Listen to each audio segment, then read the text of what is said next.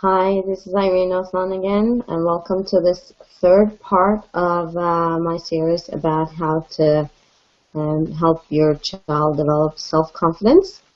This time we're going to look at the second way to help them, and this is just play with your child. Make them feel worth your time, make them feel like they are important and that they can have time with you.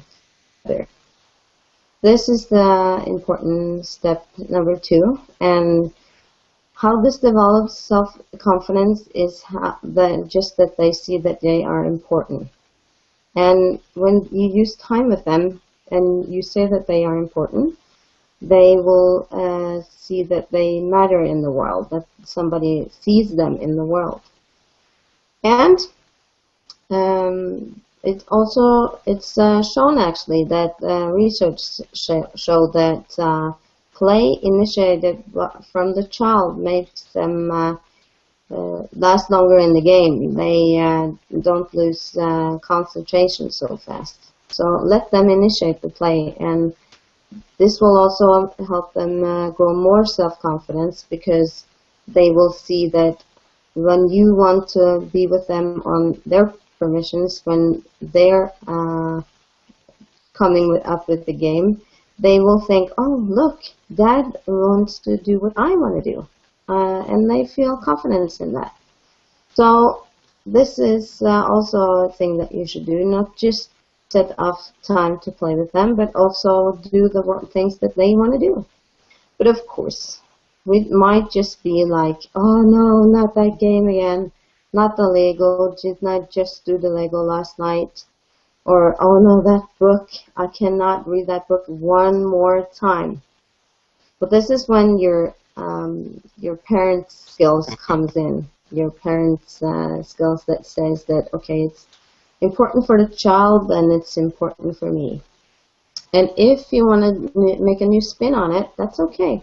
You can just try to suggest things that, okay, we do the Lego, but when it comes to when we build stuff, you can go, oh, look at this. This is a house, but it needs a garage. We can make a garage as well. And if you want to see the book, then you can do, oh, that book, yes, what's it called again? Or just what do you think about the book? And make them tell about the book. So not just reading the book all over again, but making them talk a little bit about it. And then you have a new game going. But it's still on the ways of the child.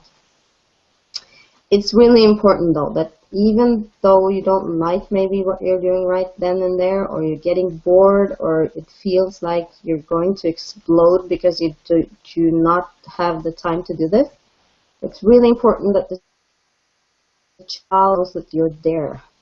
You need to be there with your all. Be together with him all the time that you're there. Not think about what's happening at the TV, not what's cooking in the kitchen, not that your parents is coming over, because he will know. Your child will know that you're thinking about something else, that you're not there fully. Because kids, they are there fully. They are in the moment and they live for the moment.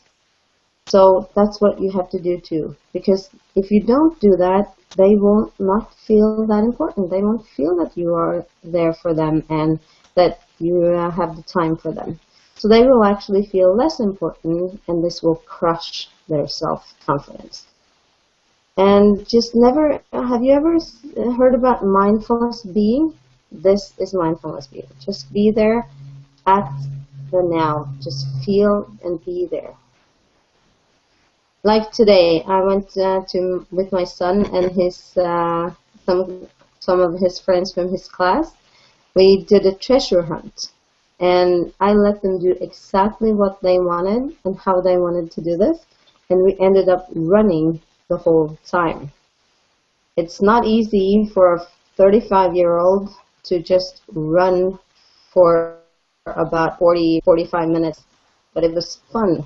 We had a lot of fun. And they got a lot out of it. And they got the treasure, and everything was just like they wanted it to be. So that's doing it on their permissions and just being there fully. And you see that parents also need play. We need to play a little bit because we have our schedules, we have our time, do everything all the time, and we don't have time to just relax a little bit. And that's what playtime is for us.